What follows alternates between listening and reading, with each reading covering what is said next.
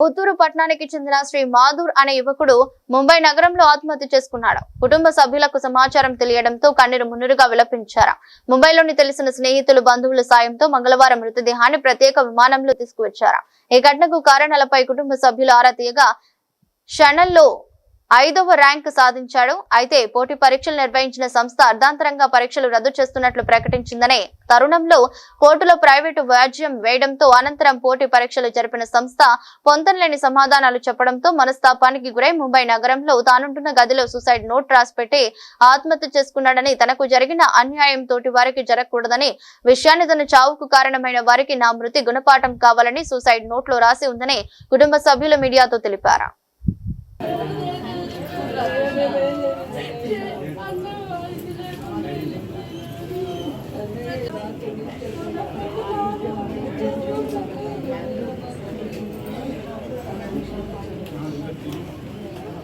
మా అన్న 1 ఇయర్గా వెయిట్ చేస్తున్నాడు ఆఫర్ లెటర్ కోసము.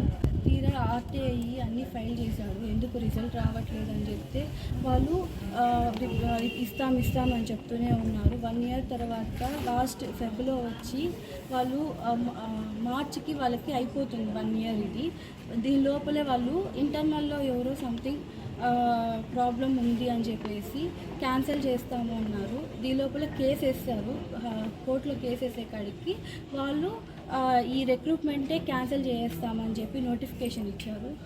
ఆ నోటిఫికేషన్ చూసి మా అన్న ఒకసారి సూసైడ్ అటెంప్ట్ చేశాడు.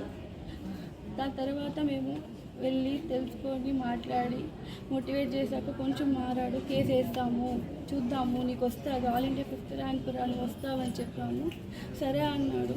తీరా ఇప్పుడు వాళ్ళు రిక్రూట్మెంటే మేము తిరిగి నోటిఫికేషన్ మేము ఇస్తాము, ఎలిజిబిలిటీ పెడతాము, కానీ నోటిఫికేషన్ తిరిగి ఇస్తాము, మళ్ళీ తిరిగి రాయండి ఎగ్జామ్స్ అన్నారు. ఫస్ట్ నుంచి 3 లెవెల్స్ 2 లెవెల్స్ ఎగ్జామ్స్ రాసి ఇంటర్వ్యూ వరకు అయ్యి ఆఫర్ లెటర్ ఇవ్వకుండా చేశారు వాడికి. వాడు దీంతో డిప్రెషన్ ఫీల్ అయిపోయాడు.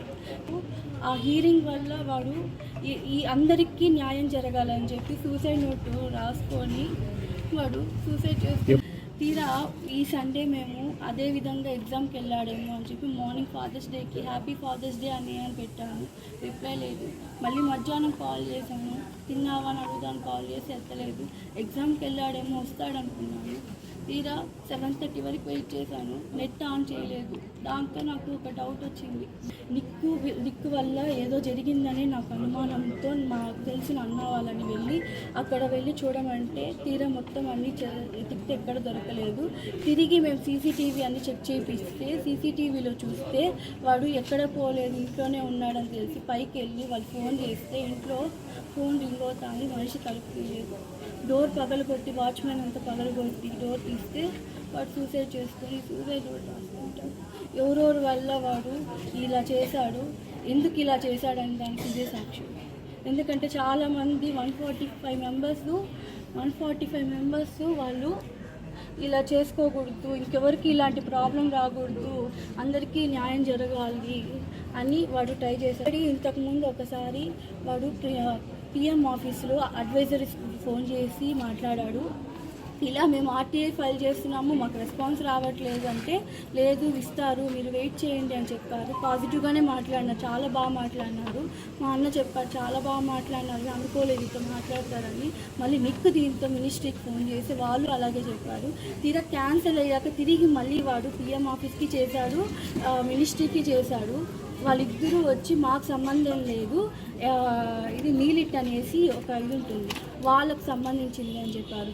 వాళ్ళకి చేస్తే వీళ్ళకి ఎన్ఐసి వాళ్ళకి సంబంధించింది అని చెప్పి మార్చి ఇలా చేసి ఈరోజు కోర్టు కేసు జరుగుతుంది. ఏం హీరింగ్ వచ్చిందో మాకు తెలియదు. ఈరోజు మా అన్న మాకు లేకుండా పోయాడు, చనిపోయాడు.